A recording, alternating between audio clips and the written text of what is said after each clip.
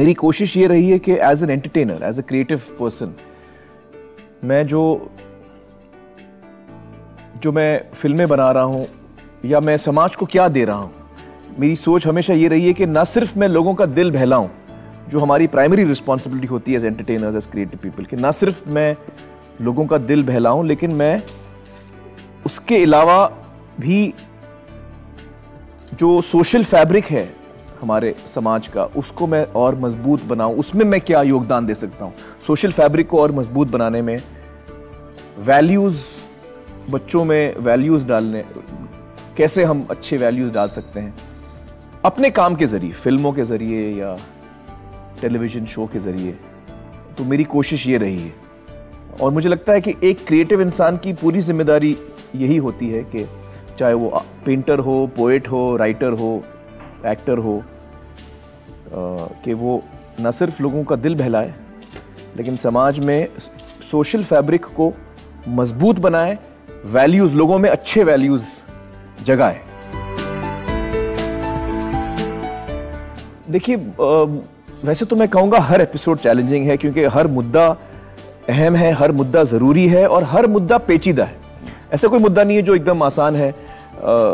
तो हमें भी वक्त लगता है रिसर्च करने में, समझने में और फिर लोगों तक पहुंचाने के लिए। ये आज का जो टॉपिक है, LGBT का जो टॉपिक है, ये ख़ास मुश्किल इसलिए है क्योंकि बहुत कम जानकारी है हिंदुस्तान में। मैंने फिल्म बनाई थी तारे ज़मीं पर, आपने उसका जिक्र किया।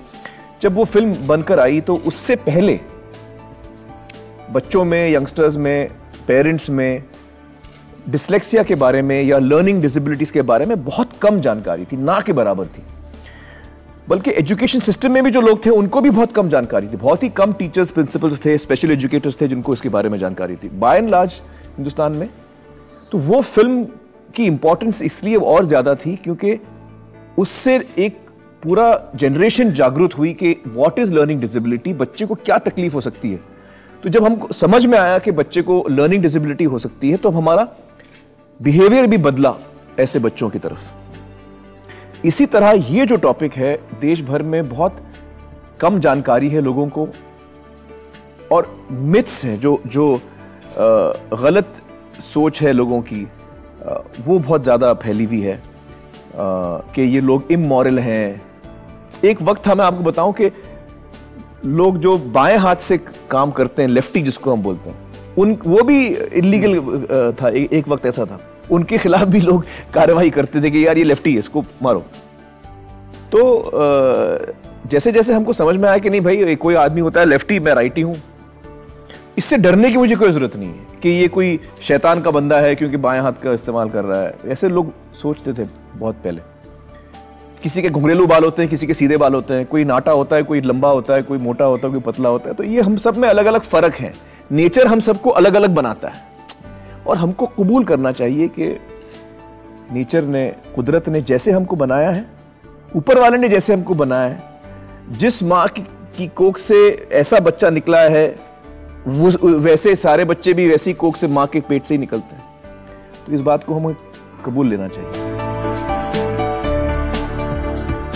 जी हाँ। जब से हम लाइव गए हैं, क्योंकि देखिए मुझे ये हमेशा लगता था कि हम शो तो कर रहे हैं लेकिन जो लोग देख रहे हैं वो भी अपने जज्बात शेयर करना चाहेंगे और मैं सुनना चाहूंगा।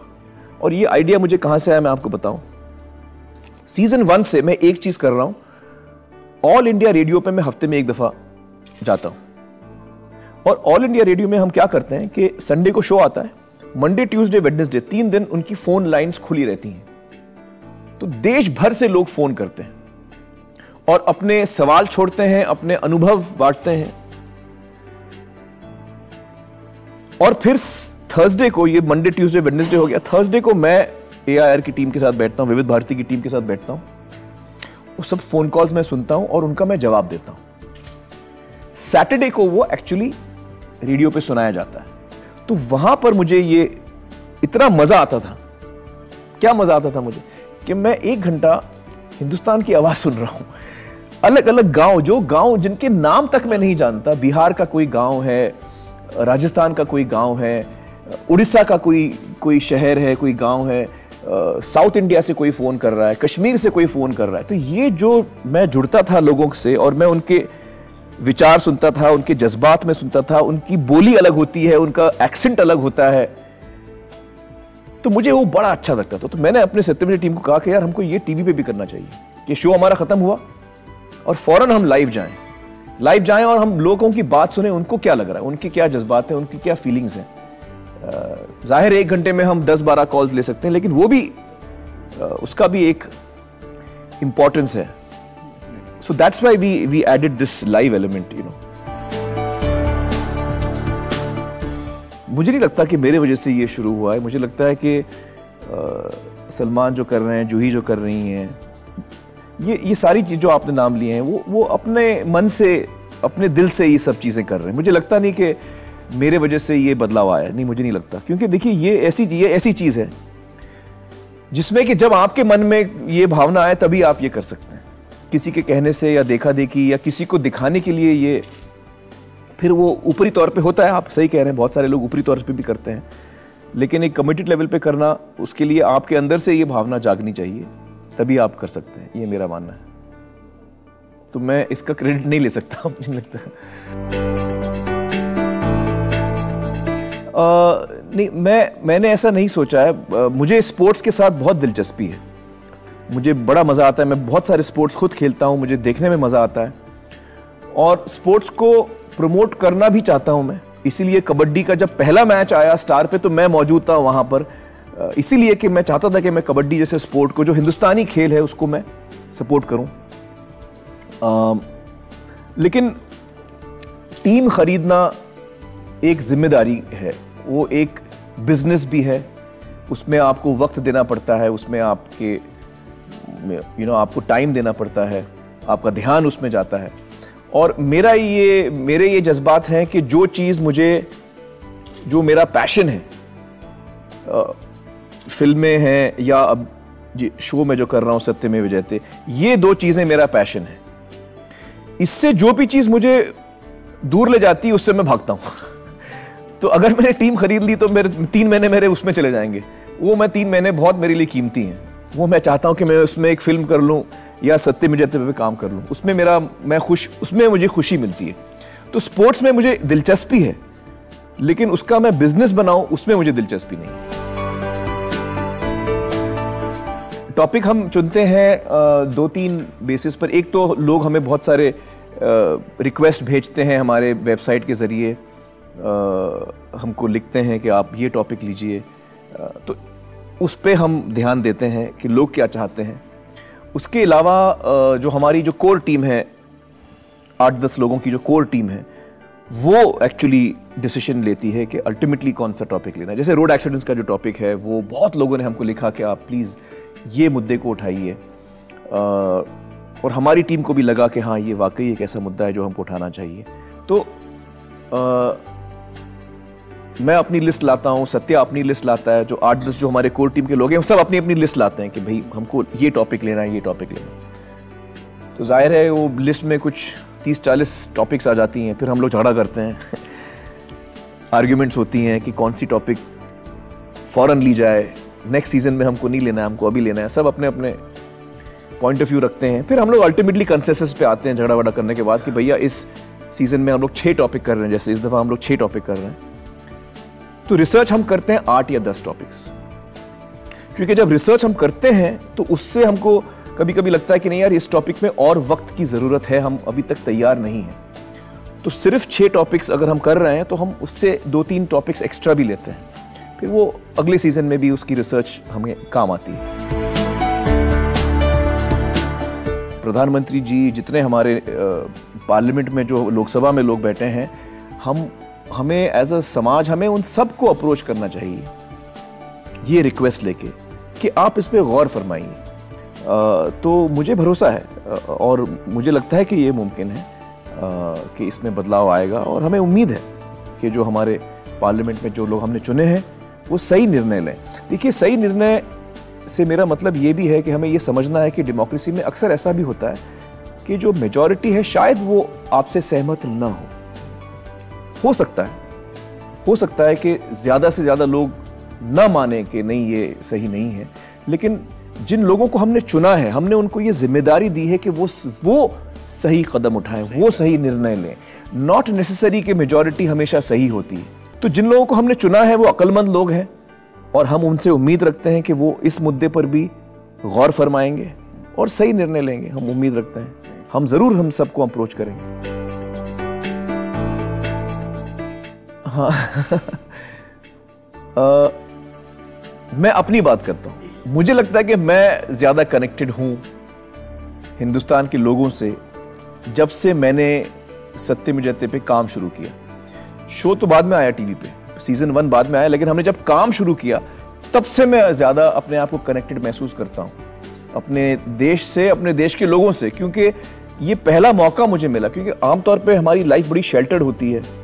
सत्यमेव जयते के जरिए मैं एक्चुअली लोगों से जुड़ पाया हूं और अपने देश के लोगों से को करीब से मैं देख पाया हूं।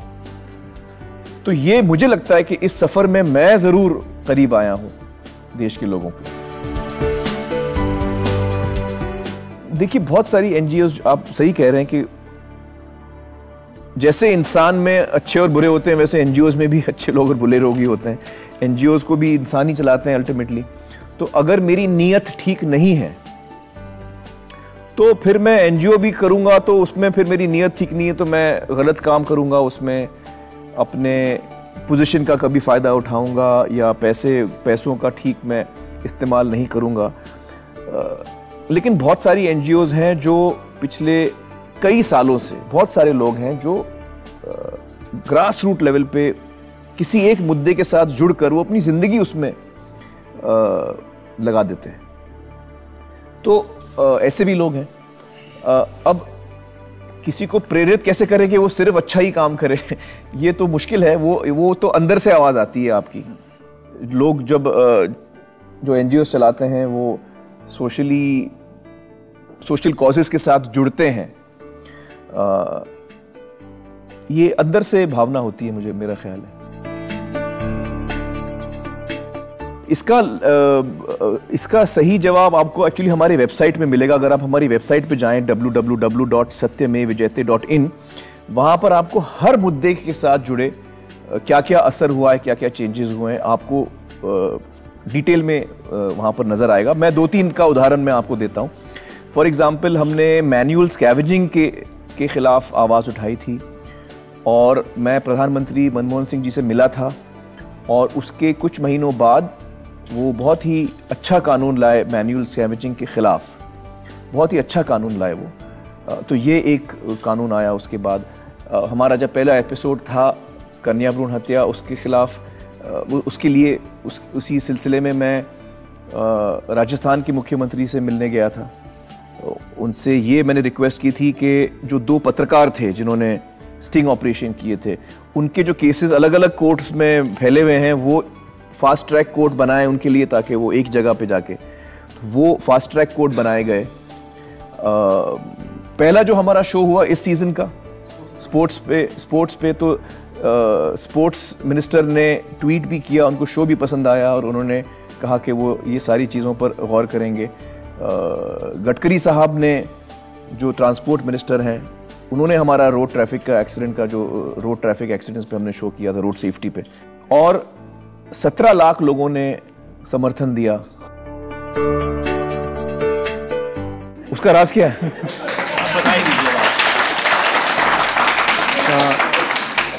एक्चुअली राज ये है, एक तो ट्रांजिस्टर में राज नहीं है, राज उसके पीछे है। लेकिन वो क्यों है, वो क्या है, ऐसा क्यों है हमारी फिल्म में, वो तो जब आप फिल्म देखेंगे तभी आपको समझ में आएगा। लेकिन इतना कह दूं मैं कि वो जो एक इमेज है जो हमने फर्स्ट एड में हमने दिखाई थी, वो दरअसल आपको फिल्म की पूरी कहानी बताती है। नाउ की आर्ट इज नॉट नेसेसरी कि आप की आर्ट देखें और आपको कहानी समझ में आ जाए, but it subconsciously will connect with you somehow. जब आप फिल्म देखेंगे तब आपको एहसास होगा कि हाँ यार, ये एक्चुअली ये इमेज जो है मुझे पूरी कहानी बता रही है, ये फिल्म का रस इस इमेज में है। तो that is the key art of our film. It's not हमने उसको एज अ सनसनीखेज ऐसे पोस्टर हम निकालते हैं, उस वजह से हमने नहीं किया है। ना मैं उस किस्म का इंसान हूं, ना राजू ऐसा कभी काम करेगा।